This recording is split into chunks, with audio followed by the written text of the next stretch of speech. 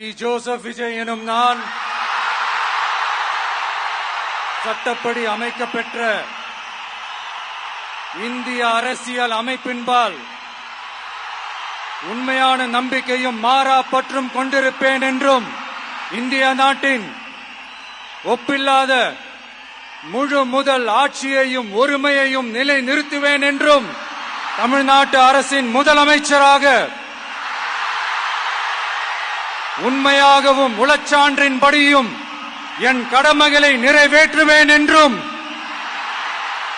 அரசியல் அமைப்பிற்கும் சட்டத்திற்கும் இணங்க அச்சமும் ஒருதலை சார்பும் இன்றி விருப்பு வெறுப்பை விலக்கி பலதரப்பட்ட மக்கள் அனைவருக்கும்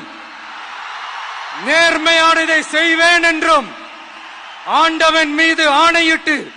உறுதிமொழிகிறேன்.